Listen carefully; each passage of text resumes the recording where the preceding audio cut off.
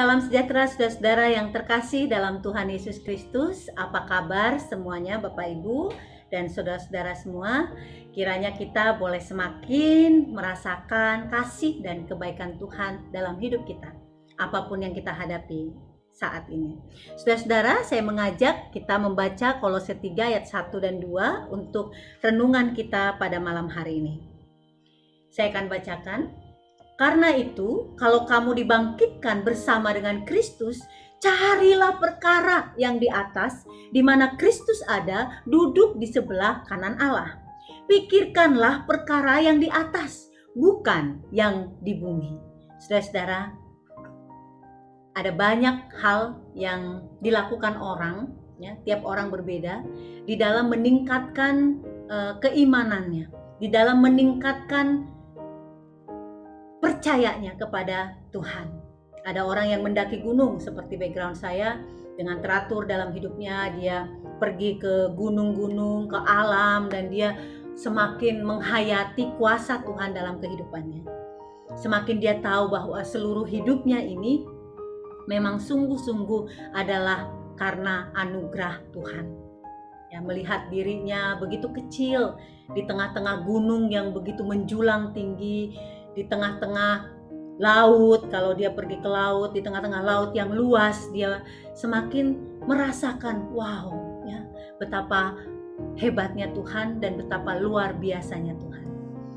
Tiap orang berbeda di dalam cara meningkatkan spiritualitasnya.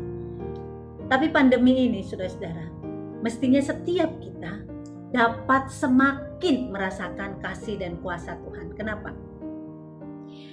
Karena di dalam pandemi ini kita diajak untuk berdiri di atas ketidakpastian. Ketidakpastian hidup. Karena setiap hari, ya, apalagi minggu-minggu kemarin ketika kondisi negeri kita melonjak tinggi kasus COVID-nya, kita hampir setiap hari dengar kabar-kabar kematian. Dan kita semakin diingatkan betapa hidup itu singkat dan betapa kematian itu bisa menyentuh siapa aja. Bahkan semua manusia pada waktunya akan berpulang. Tetapi apakah hal-hal yang terjadi dalam pandemi ini semakin mendekatkan kita pada Tuhan? Semakin membuat kita bergantung pada Tuhan? Tergantung, saudara-saudara. Tergantung dari kita masing-masing. Tergantung daripada hidup saudara dan hidup saya. Kolose 3, Paulus menuliskan ini. Dia mengajak jemaat Kolose untuk mencari perkara yang di atasnya. Perkara yang di atas itu bicara tentang perkara, artinya adalah hal-hal yang menjadi kehendak Tuhan dalam hidupnya. Ayat 2 dikatakan pikirkanlah, ya. Ayat 1 katakan cari sampai ketemu, dan Tuhan berjanji kalau kita cari pasti Tuhan akan kasih ketemu, ya. Lalu ayat yang kedua mengatakan pikirkan perkara yang di atas bukan yang di bumi. Jadi sembari kita ketika sementara, ya, kita berjalan di atas bumi ini, sementara kaki kita menginjak tanah yang Tuhan anugerahkan bagi hidup kita, Kolose 3 yang ditulis oleh Paulus mengingatkan kita supaya mencari kehendak Tuhan dan memikirkan kehendak Tuhan. Mencari perkara yang di atas dan memikirkan perkara yang di atas.